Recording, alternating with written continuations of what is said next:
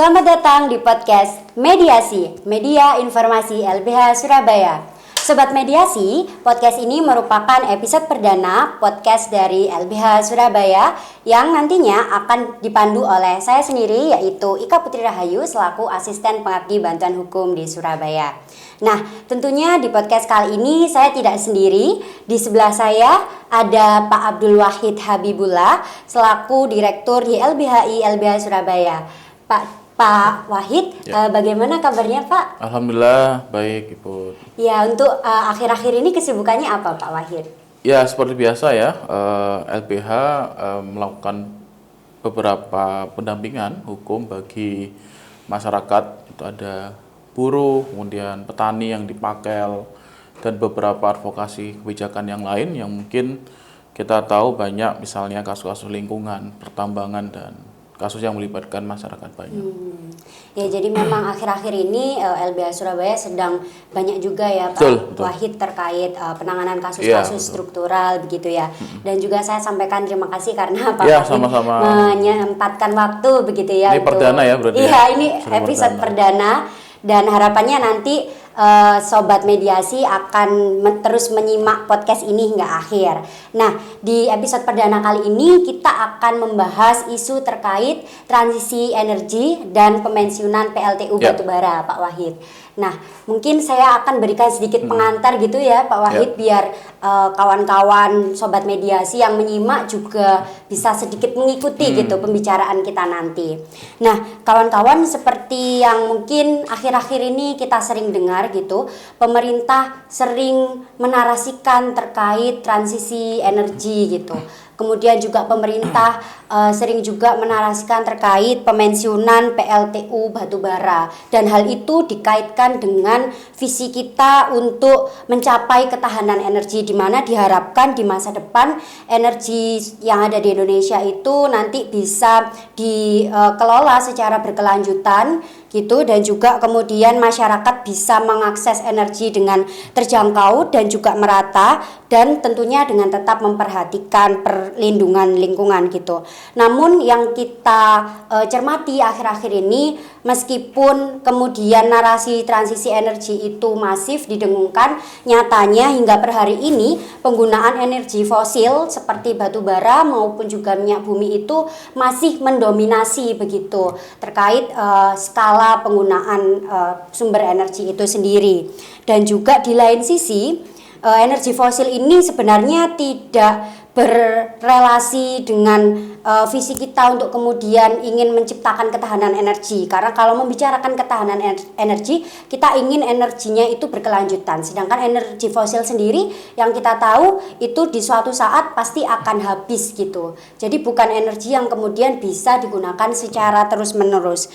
Dan juga di lain sisi yang lebih perlu menjadi perhatian kita bersama begitu, energi fosil ini juga menyebabkan emisi gas rumah kaca yang semakin meningkat, sehingga kemudian menyebabkan pemanasan global dan krisis iklim. Dan itu sudah kita rasakan banget ya betul. Sekarang ya Pak Wahid gitu, apalagi di Surabaya gitu, suhunya itu biasa. Sudah seperti di Mesir gitu. Jadi saya tuh ngerasa kayak di Surabaya itu udah kayak ngerasa naik haji gitu, betul. Karena benar-benar kayak seperti di padang pasir gitu. Nah, itu salah satu bukti konkret bahwa memang itu yang perlu gitu kita perhatikan sekarang, karena pemanasan global, krisis iklim itu menjadi isu yang sudah mendunia dan memang secara konkret kita rasakan, sehingga kita sebagai masyarakat sipil juga perlu mendorong adanya komitmen serius gitu ya Pak Wahid dari pemerintah terkait dengan transisi energi dari energi fosil ke energi terbarukan. Dan juga terkait bagaimana juga nantinya kita mendorong untuk pengurangan emisi dengan pemensiunan PLTU Batubara. Begitu Pak Dir, mungkin untuk sedikit pengantar ya untuk podcast kita kali ini. Nah, mungkin saya ingin langsung bertanya saja nih pendapat ke Pak Wahid gitu kan, terkait dengan isu transisi energi gitu. Belakangan ini isu yang juga marak ya, selain cuaca yang kemudian semakin panas gitu, juga adalah polusi udara. Kita tahu sendiri bahkan di DKI Jakarta gitu kan sempat bagaimana kemudian masyarakat itu merasakan keluar rumah itu sudah seperti tidak bisa bernafas karena harus memakai masker dan lain sebagainya, udara sudah merasa tidak bersih lagi gitu. Padahal kan udara itu merupakan salah satu kebutuhan esensial dari kita gitu kan selaku makhluk hidup gitu Pak Dir. Nah, bagaimana Pak Wahid itu kemudian memandang terkait isu polusi udara ini dikaitkan dengan komitmen pemerintah atau narasi pemerintah untuk adanya transisi energi? Ya, pertama tadi sudah dijelaskan oleh Iput ya. Jadi pertama kita lihat isu energi dan isu perubahan iklim atau climate change itu sebenarnya adalah isu yang sejak lama oleh dunia internasional itu dibahas begitu ya. Kita tahu mungkin dalam perkembangan hukum lingkungan kita dulu ada konferensi Rio de Janeiro, kemudian beberapa konferensi terakhir misalnya COP di Paris misalnya, salah satunya adalah berkomitmen agar seluruh negara di dunia itu bisa menurunkan sedikit atau menurunkan paling tidak emisinya begitu ya. Yang itu targetnya sekitar 2050 sampai 2060. Betul. Itu dipandang bahwa memang dunia atau dunia internasional itu memang sangat urgent sekali untuk bisa kita menurunkan suhu panas yang ada di bumi. Dan salah satu sumber terbesar pada saat itu adalah memang dan sampai saat ini adalah bagaimana efek rumah kaca tadi itu, misalnya emisi karbon dan lain sebagainya yang akhirnya ketika emisi karbon dan sebagainya tidak diserap oleh bumi sehingga dia akan masuk ke atas dan akhirnya membuat atmosfer kita semakin tipis misalnya. Jadi panas yang kita rasakan saat ini misalnya, kemudian perubahan iklim yang dirasakan misalnya, naiknya air laut misalnya karena kutub utara dan selatan itu sudah mulai mencair misalnya, itu memang menjadi salah satu komitmen negara di dunia, termasuk di Indonesia misalnya. Makanya sekarang misalnya kemarin di Jakarta ada polusi udara. Kemudian di beberapa kota saat ini kita mencapai hampir 38-40 derajat. Di Surabaya saja seperti itu. Bahkan sebenarnya harusnya ini sudah musim penghujan, tapi masih musim panas begitu ya. Jadi ini yang memang efek ini memang menjadi salah satu komitmen dari pemerintah juga. Dan kita tahu bahwa pemerintah Indonesia itu juga memiliki komitmen juga dalam menekan emisi tadi, emisi karbon, agar dia memang bisa 0% 2050-2060 dan itu dikurangi sampai 2020-20% begitu ya.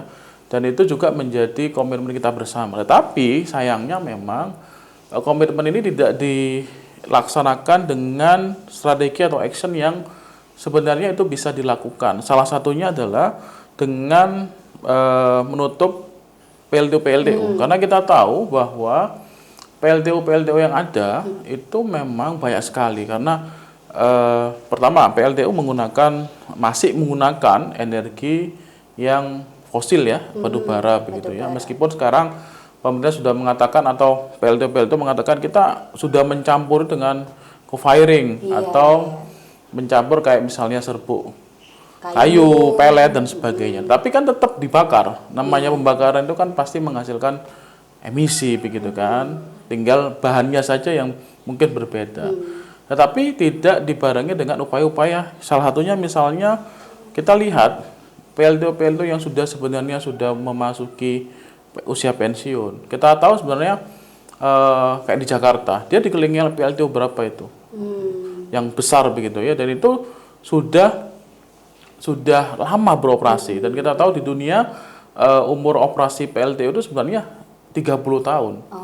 Sedangkan di Indonesia, misalnya PLTU Python, kita bicara konteks Jawa Timur. Python itu sudah hampir 30 tahun karena dia beroperasi 94 ya, hampir 30 tahun. Dan harusnya itu sudah mulai ditutup dan sudah mulai digunakan dengan membangun suatu pembangkit yang itu masih menggunakan energi yang terbarukan atau energi yang memang ramah lingkungan. Jadi isu-isu polusi, isu-isu perubahan iklim itu sebenarnya isu-isu yang itu harus kita lakukan action yang cepat begitu ya. Jadi tidak hanya menggunakan action yang tadi itu, solusi-solusi yang co-firing dan sebagainya. Karena Itu meskipun dalam Undang-Undang Cipta Kerja dinyatakan sudah tidak menjadi limbah B3. Oh iya. Itu yang menjadi salah satu perkembangan juga catatan dari saya misalnya. Kemudian tadi itu, jadi kebijakan-kebijakan untuk beralih dan sebagainya itu menjadi salah satu kebijakan yang sebenarnya belum mengarah ke target penurunan emisi gas rumah kaca misalnya atau gas emisi, karena harusnya itu dilakukan salah satunya dengan tadi itu. Pertama adalah melakukan pemetaan dan segera melakukan tindakan yang mengarah kepada kepensiunan PLTU begitu ya. Terutama bagi PLTU yang sudah tua. Kita lihat PLTU yang sudah tua ini kan sebenarnya masih menggunakan kayak mesin ya atau pembangkit yang memang teknologinya tua begitu ya. Bayangkan kayak misalnya motor kita dulu ada motor 2 tak gitu ya, dia kan pasti menghasilkan asap yang lebih besar daripada motor dengan sekarang begitu ya, dengan 4 tak dan sebagainya. Maka itulah mungkin istilah pemerintah ada super kritikal, ada super kita nggak tahu apa istilahnya itu, tapi intinya tetap saja teknologi tua sudah pasti harus digantikan dengan yang lebih muda atau teknologi yang lebih bagus, dan salah satunya tadi itu dengan melakukan pensiun begitu ya. Itu yang kedua. Yang ketiga sebenarnya dalam konteks pemensiunan PLTU itu Indonesia itu sebenarnya dalam kemarin kita lihat forum G20 ya di Bali, itu sebenarnya salah satu yang dibahas itu, dan menjadi salah satu program di situ adalah ada program JETP, Just Energy Transition Program atau program transisi energi yang berkeadilan. Karena apa? Di situ Indonesia juga berkomitmen akan menurunkan tadi itu. Tapi memang kita harus kritisi program ini apakah memang seolah-olah memang misalnya gini, JETP itu kan skemanya adalah di dunia atau dunia internasional itu memberikan dana kepada kita itu bisa ratusan M ya, untuk salah satunya adalah untuk menutup dengan bertahap ya PLTU yang memang menghasilkan emisi yang besar gitu ya. Tetapi kita tidak tahu dan tidak jelas uang yang diberikan kepada pemerintah kita itu apakah uang hutang, hibah atau seperti apa. Itu pertama analisa dari kami, apakah uang ini akan semacam menjadi jebakan begitu ya. Jebakan dalam artian ya dikasih aja uang tapi nanti justru ini menjadi hutang gitu ya. Meskipun di statement awal Amerika, China sebagainya ini ngomong ya ini adalah hutang, tapi dengan bunga yang tidak memberatkan begitu ya. Skemanya ya skema inilah hampir sama dengan KUR kalau di Indonesia ada kredit usaha rakyat ya. Tapi ini untuk memensiunkan PLTU. Indikasi yang kedua adalah program JETP ini jangan sampai dipergunakan untuk mencari keuntungan, terutama kepada PLTU yang sebenarnya sudah waktunya pensiun, tetapi karena dengan JETP ini mereka memperoleh keuntungan begitu ya. Ibaratnya kan dia ini kan sebenarnya sudah waktunya nggak perlu ada JETP gitu kan, sudah otomatis pensiun karena sudah tua. Tapi karena ada pendanaan ini, jangan-jangan nanti dia hanya mencari keuntungan saja misalnya. Jadi kan karena JETP itu kan kayak semacam dibeli itu kan proyeknya dan digantikan dengan energi yang lebih ramah lingkungan. Itu tapi kita tunggu saja sebenarnya program. Tapi intinya program untuk mempensiunkan PLTU dan membuat suatu pembangkit yang menggunakan energi yang lebih bersih atau kita sebut sebagai transisi energi yang berkeadilan itu menjadi salah satu tujuan yang sangat-sangat harus dilakukan oleh pemerintah kita begitu ya. Ya, berarti bisa mungkin saya sarikan ya kita sebagai masyarakat juga perlu untuk mendorong dan mengawal gitu ya terkait agenda untuk transisi energi itu sendiri, terutama juga terkait pemensiunan PLTU karena dalam narasi transisi energi seperti yang disebutkan Pak Wahid tadi sebenarnya pemerintah itu terkadang masih salah fokus dalam artian ya seharusnya mungkin bisa dilakukan dengan menyegerakan pemensiunan PLTU, tapi pemerintah masih menggunakan solusi-solusi misalnya mobil listrik dan lain sebagainya. Dan bahkan dalam konteks pemensiunan PLTU sendiri itu ada beberapa hal yang perlu untuk tetap kita kawal gitu kan, seperti misalnya terkait mekanisme pendanaan yang skemanya itu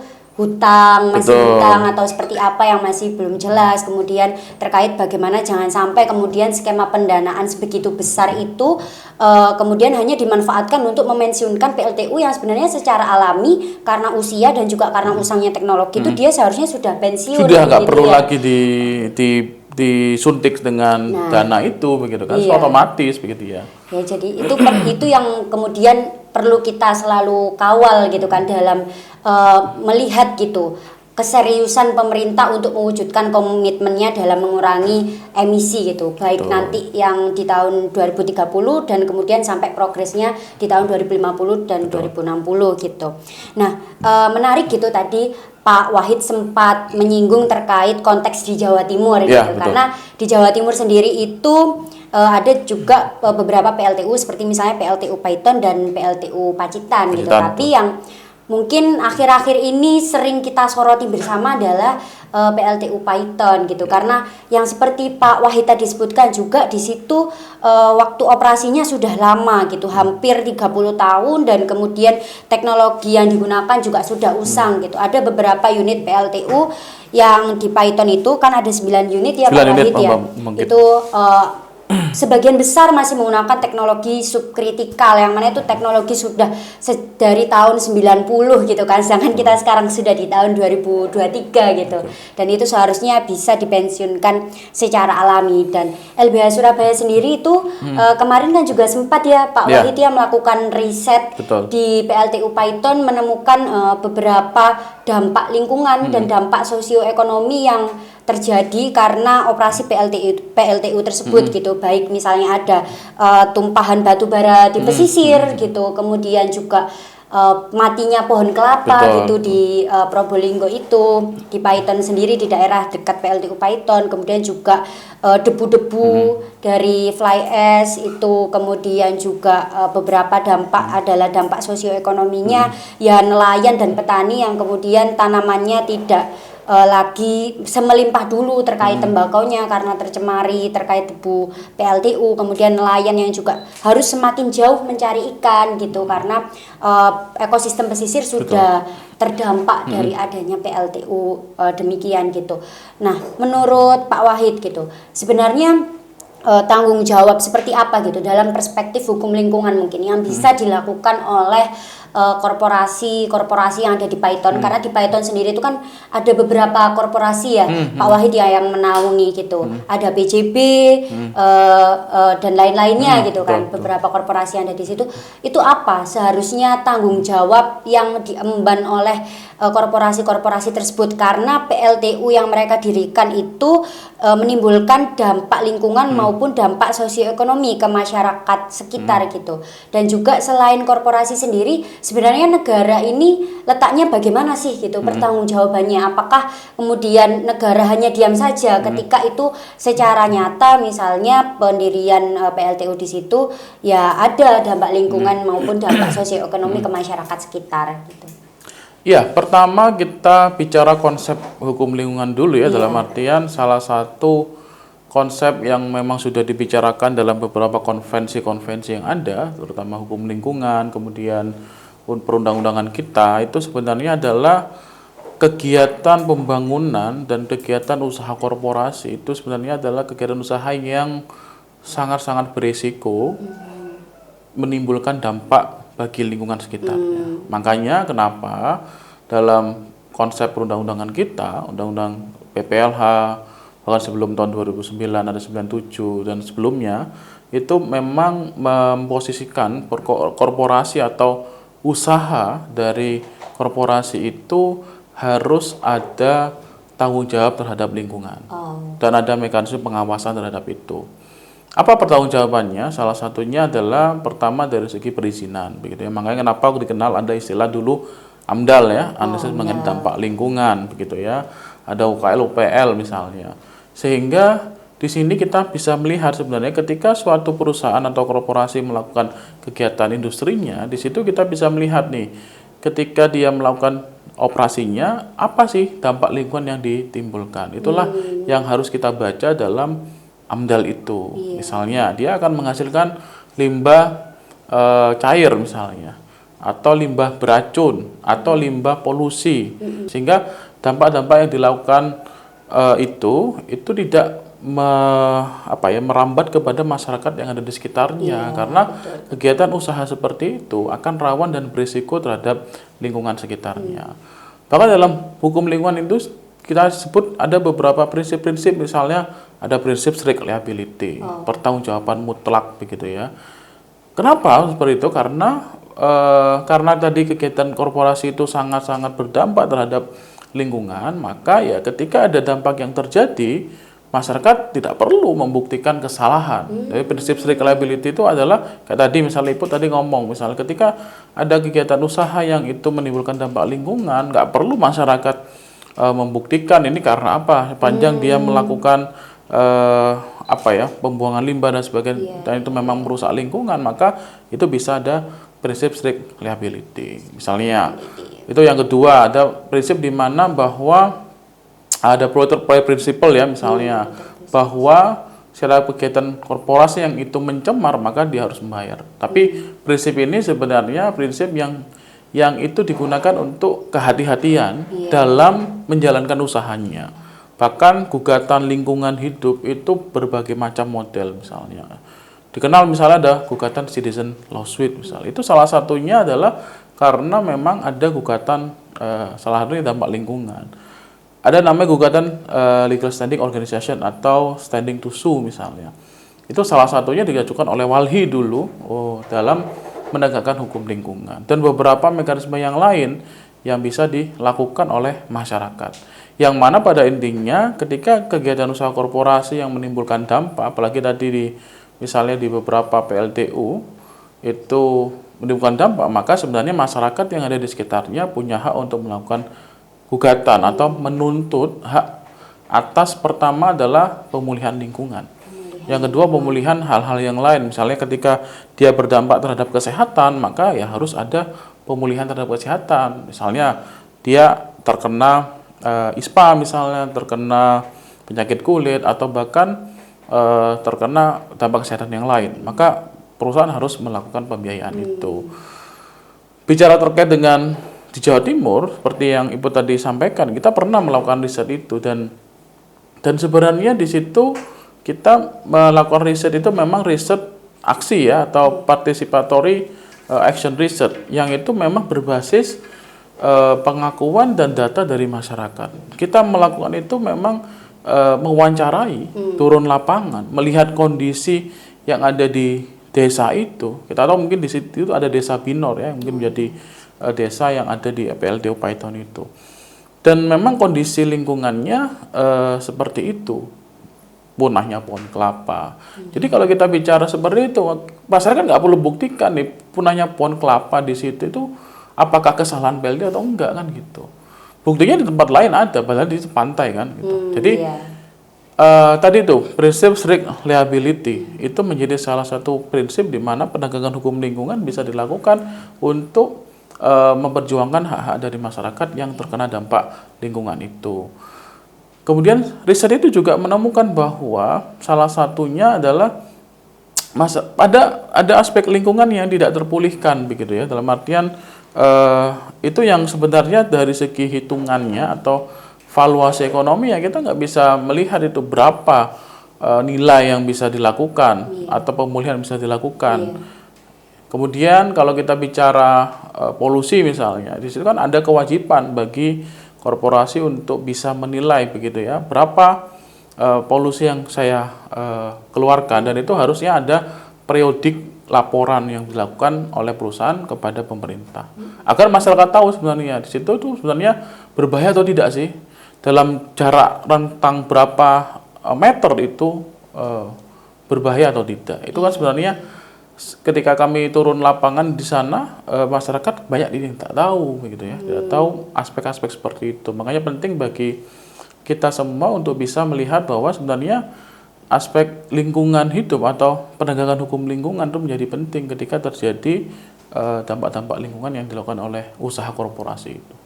Berarti sebenarnya tanggung jawab dari suatu korporasi yang kemudian itu menyebabkan pencemaran ataupun kerusakan lingkungan atau berdampak lah terhadap masyarakat sekitar itu dimulai sejak sebelum operasi dari usaha itu Seharusnya. sendiri, kegiatan mulai dari adanya Betul, AMDAL, betul. asesmen AMDAL, kemudian bahkan ketika kegiatan itu berlangsung dan itu benar-benar menimbulkan adanya pencemaran atau kerusakan, itu ya ada prinsip strict liability Betul. itu tadi ya Pak Wahid ya.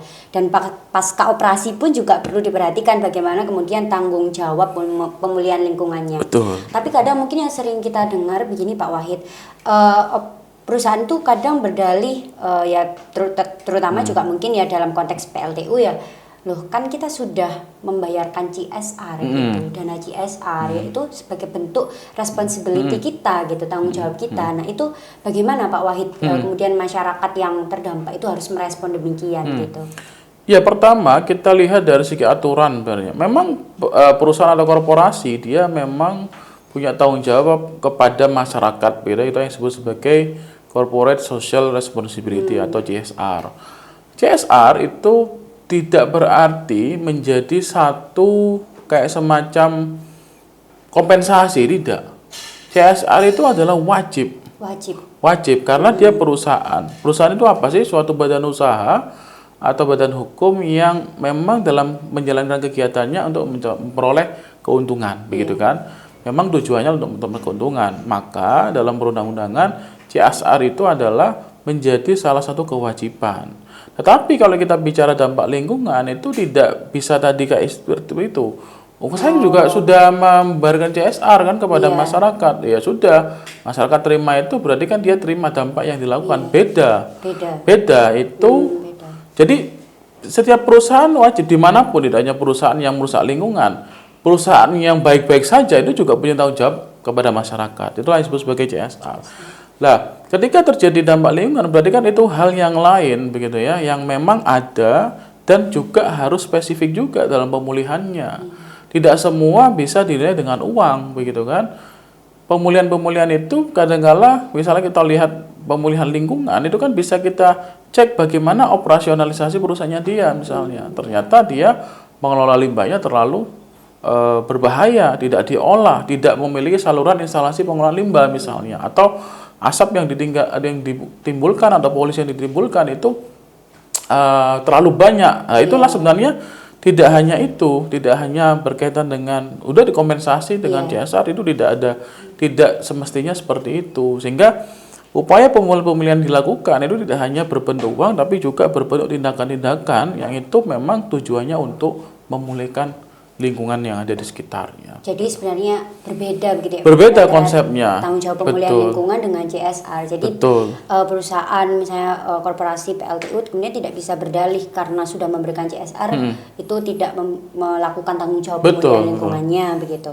Ya, menarik sih sebenarnya Pak Wahid dari apa yang disampaikan gitu agar kemudian masyarakat juga lebih tersadar akan haknya.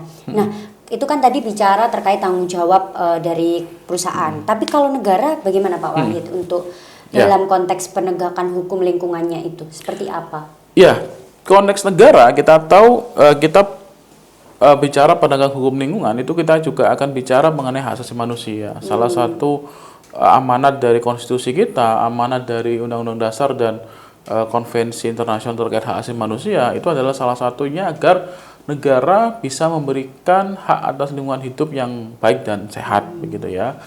Yang kedua kan tadi instrumen. Dia membuat instrumen perizinan yang sangat ketat sehingga ketika ada kegiatan korporasi yang menimbulkan dampak maka dia bisa melakukan pengawasan. Tetapi yang perlu kami kritisi pasca Undang-Undang Cipta Kerja itu memang ada beberapa hal perizinan-perizinan yang itu dipangkas misalnya. Contoh izin lingkungan. Dulu kita ada izin lingkungan. Izin lingkungan itu adalah suatu izin yang mana di situ harus ada sebelum ada izin operasional. Dan salah satunya tidak hanya AMDAL begitu intinya. Tidak hanya AMDAL tapi juga ada izin lingkungan. Tapi sekarang tidak. Tapi sekarang dihapus hanya persetujuan lingkungan, hanya mungkin penilaian risiko saja dan sebagainya. Sehingga pengawasannya pun juga ada beberapa misalnya rumusan tindak pidana dalam penegakan hukum lingkungan juga tidak terjalankan dengan baik. Maka itu sebenarnya peran negara untuk menyeimbangkan antara korporasi dan masyarakat. Negara harus berada di tengah, tidak pro dengan korporasi. Jangan justru membuat regulasi yang menguntungkan korporasi misalnya kan gitu. Maka peran negara dalam hal ini kita harus lihat, dan ke depan adalah memastikan tadi itu, memastikan bahwa hak atas lingkungan hidup yang baik dan sehat itu menjadi haknya masyarakat dengan cara tadi dua instrumennya, pengendalian atau instrumen perizinan dan instrumen regulasi. Perizinan dan regulasi. Jadi bukan berarti kemudian memang usaha itu dilakukan oleh korporasi, tapi bukan berarti negara lepas dari tanggung jawab untuk memenuhi hak atas lingkungan hidup yang sehat, karena itu juga merupakan hak asasi manusia. Nah, mungkin ini pertanyaan yang tadi juga sebenarnya sudah sempat disinggung di awal Pak Wahid, yaitu terkait co-firing gitu kan. Kita sering dengar akhir-akhir ini itu pemerintah kemudian berkata bahwa PLTU itu sudah dilakukan co-firing, jadi ada pembakaran dengan serbuk kayu gitu kan, yang itu dicampur dengan pembakaran batu bara agar kemudian tidak menggunakan batu bara dalam jumlah banyak, dan klaimnya itu akan lebih mengurangi emisi gitu.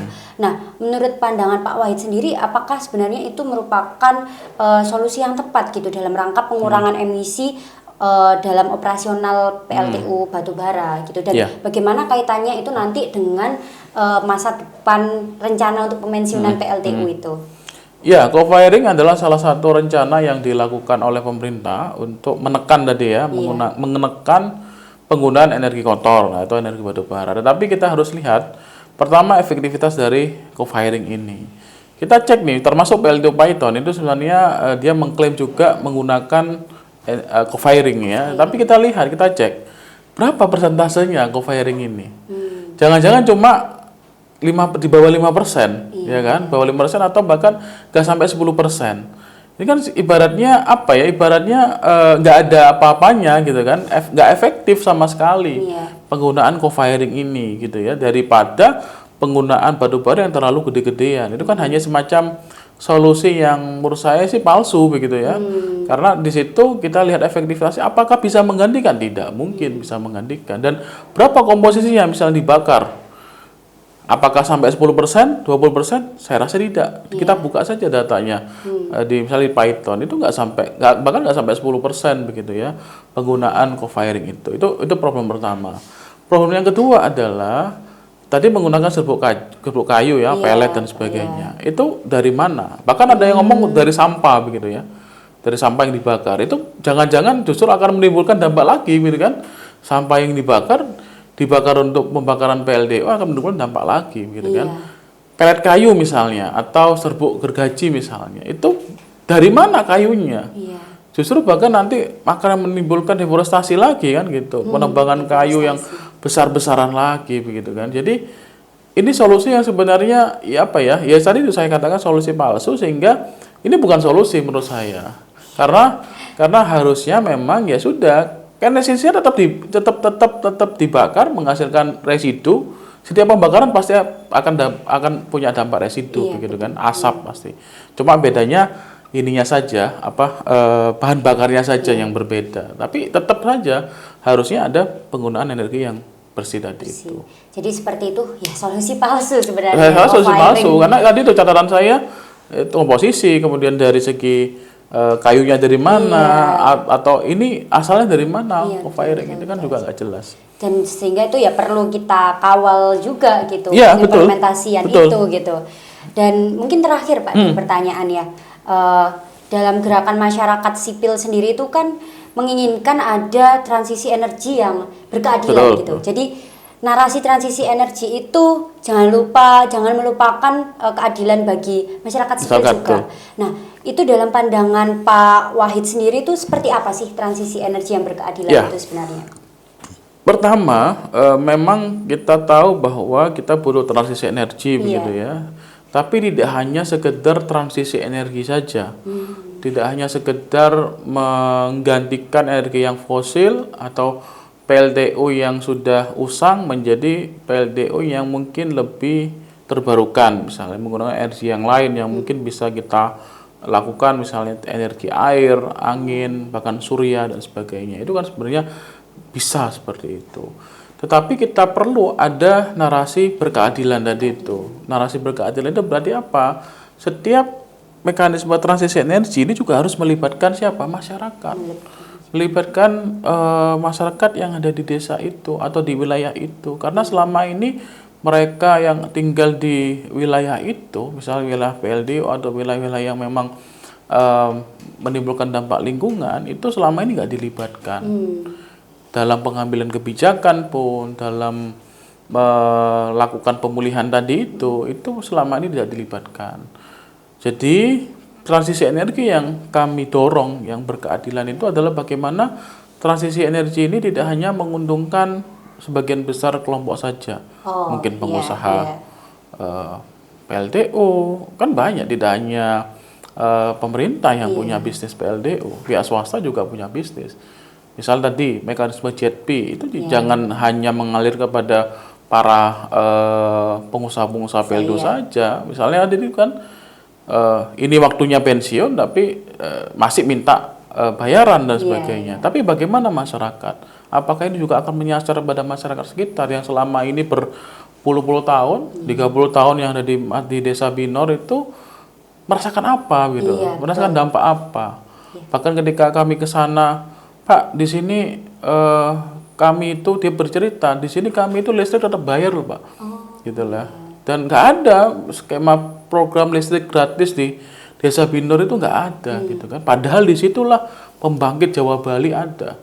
Pembangkit di mana yang menghasilkan energi listrik yang dihasilkan di Pulau Jawa sama Bali. Mereka tinggal di desa itu nggak pernah ada program listrik itu gratis atau bahkan disubsidi.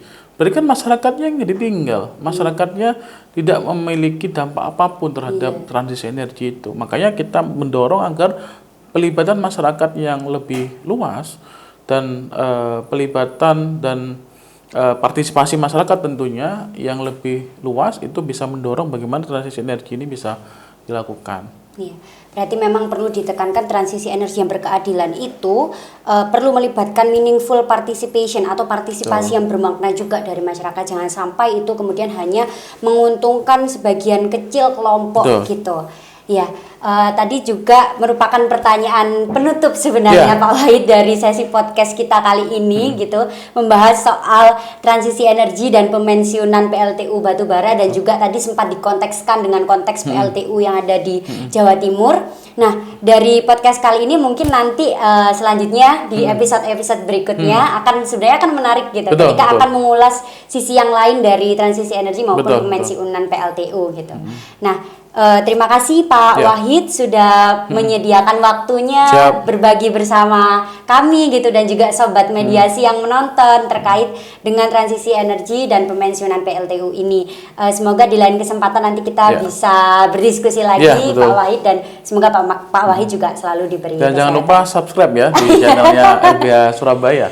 Ya, jangan lupa sobat mediasi yang menonton, jangan lupa untuk subscribe, komen dan like dan bunyikan tanda lonceng ya, biar nanti kalau kita ada episode baru lagi dari podcast itu teman-teman sobat mediasi bisa ternotifikasi begitu. Mungkin itu dari kami, ada sedikit pantun penutup dari saya selaku host gitu. Melancong ke Kalimantan, pulangnya jangan lupa mampir ke Bangkalan. Cukup sekian, sampai jumpa di lain kesempatan.